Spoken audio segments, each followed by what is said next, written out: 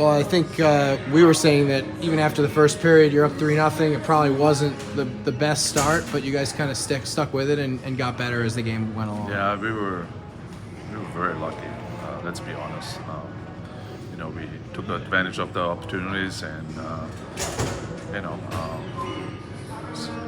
yeah, it was definitely not our best, and unfortunately, it carried over a little bit to the second period, and yeah, as soon as we scored that fourth goal, I think that was the key for us, and a little bit of wake up call too.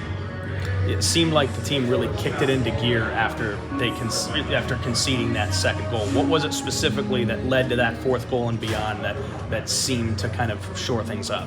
Yeah, no, we first of all we played in their end, and also we're a little bit more aggressive. We want to stay on top of their D, and Hixie scored that goal, so that means our D were getting involved too, and again, I thought that was a huge goal for us today. Last couple games, Nikita Pavlich has had a bigger role, and tonight, goal had assist on Hicks' goal there.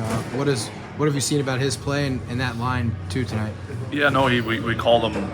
We called him up for a couple of reasons. First of all, we needed somebody on the face-off if we need him, and also on the PK. So I think he on both of those areas he does a really good job, and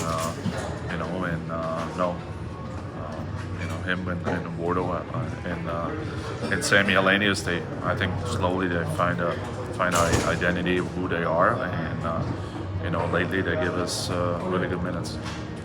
The other day in San Diego, you talked about the defense being really reliable these last couple of games and getting good goaltending, and now another game of allowing 2 goals or fewer. What has been working defensively, even with guys like Mo getting the call up and being out of the lineup? Yeah, no. First of all, it's our track coming back. That's something we addressed. That's something we worked on it, and that automatically helps our D. And we gave up way too many rushes against, goals against, and I think we really cut that down. Our D zone actually has been okay. It was the long game that kind of was hurting us, and as soon as we fixed that, it was a totally different game. So I think that's the key, and also PK. I know we got scored on today on one, but overall, we definitely do a better job on PK. Sammy has 11 goals against these guys. Is there anything specifically against them, or is it just happened for him that it gone this way? But it seems like he just always puts his best in against these guys. Yeah, no, it's as a player there's always some teams you feel good, and that automatically when you go into those kind of games, you feel better already without even touching the ice, and I think that's something. That's what happens to Sammy, and some teams do a good job taking him away, especially on the power play, and today they did, and he's a guy, he will make you pay with his shot he has in that spot. It's it's tough to defend, but I was happy with him that he got the hat trick, and there's. Not too many guys can do that, and we're lucky enough to have him. He had the hat trick after he was out there on the power play with a totally different unit. What was it like to be able to put those guys on the ice, and obviously kind of cool to have Jacob Doty on there? Yeah, he was managing the power play for a bit, so it's nice to see. These guys, they're not just here to fight, and that's something I wanted to reward them too for all the hard work and everything they do for the team, and I think they had a blast for at least a minute, and but even there, everyone was trying to set up Sammy for that hat trick, and that's what character and good teams are all about.